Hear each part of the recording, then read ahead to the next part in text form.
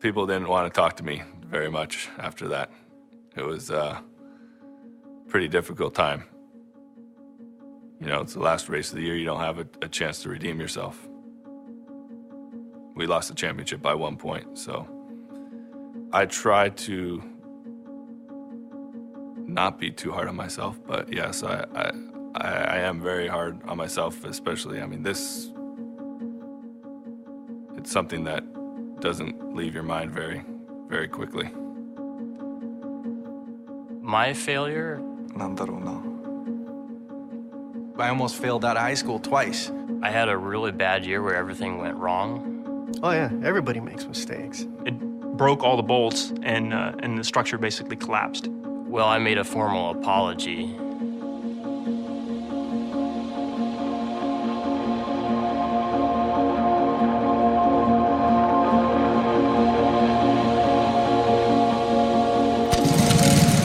I can remember when I was out at the go-kart track one day, you know, you use a stopwatch and time the lap, and I remember I kept giving myself like 1 second less. Like, okay, was that 41 seconds that time? Was that 40 seconds that time to get around? I like to be able to see the improvement, and with racing, it's very obvious. You know, I can see the direct result of my effort.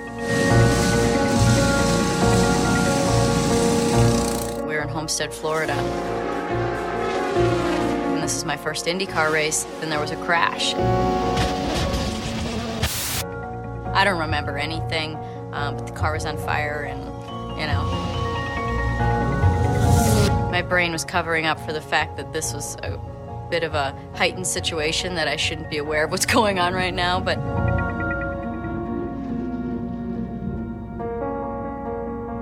I woke up in the medical center and there was a bright light above me, and Father Bob is over here to the left, and I've got needles in my arm, and, you know, it's, so that was probably the worst moment.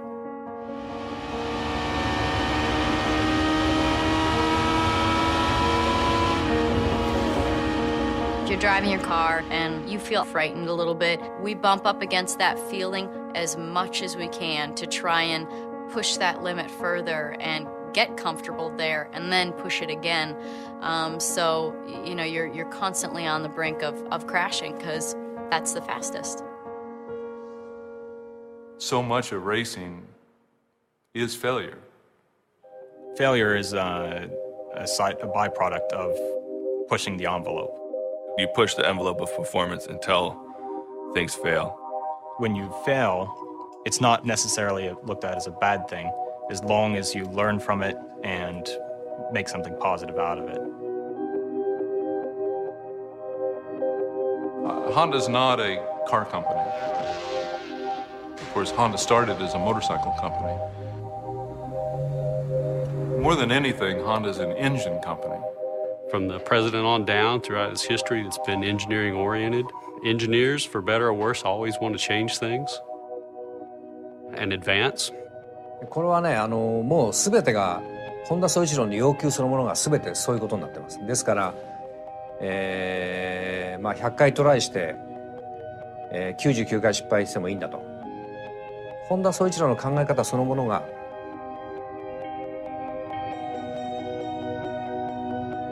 試行錯誤、失敗の連続で、その延長に何回も失敗するとその中に素晴らしい技術があるという。そういう考え方だと思います。When Honda Performance Development first started racing in '94, the program was a massive failure. We had a lot of engine problems. We had a lot of engine failures. Here on lap number 10 is making an unscheduled stop in the pits. We blew the turbocharger off the engine in several places. The corner workers are reporting that there's a fire in the left rear of his car. Say 15,000 revolutions per minute. Sometimes the whole bottom end would blow out of the engine. That's that Honda engine car, and it is in trouble now. I mean, just blew into like a million pieces. Could it be more trouble for the Honda engine? In the seat, in like a 5-gallon bucket, was all these engine parts from everything that was blown out of the bottom of the engine. I mean, there was pistons, there was conrods, or pieces of block and bearings and stuff. And one of the Japanese engineers that was here on assignment was all concerned because he was afraid that there were other pieces of the engine out there on the racetrack that they failed to pick up. And he was all concerned that our competition would learn our know-how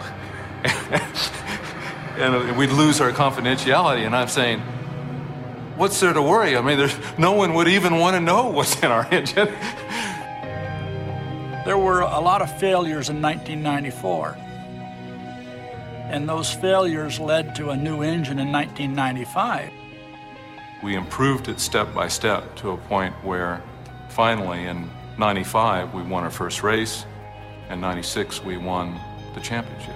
Honda now is the sole supplier of engines for the IRL, or the Indy Racing League. We'd really prefer to have some competition in the series, but perhaps the Honda success drove some of them out. Maybe they'll come back.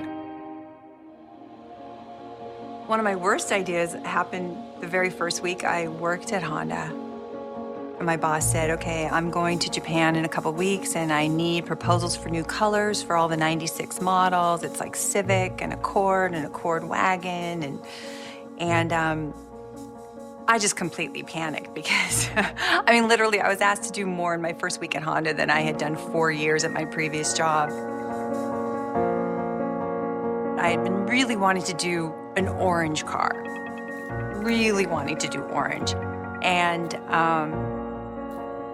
decided, okay, 96 Civic, we're gonna do orange.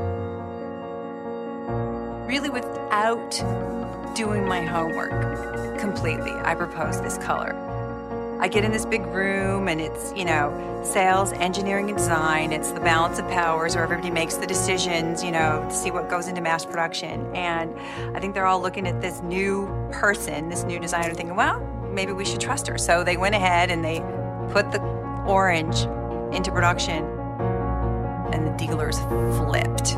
It's like, what is this hideous color? It's like, stop production of this immediately. That's okay, right? I mean, if you've got a boss that's telling you to take a chance, and if you make a mistake or fail, you know, just try not to do it again, and try to learn from that, you know, that's a good thing. I mean, you take chances, you know. I think everybody in that room understood they were taking a chance, but they were willing to take that chance.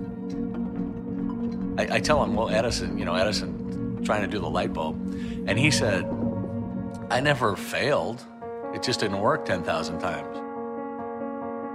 And that 10,001, it lit up. So it's, if you look at it that way, were those failures?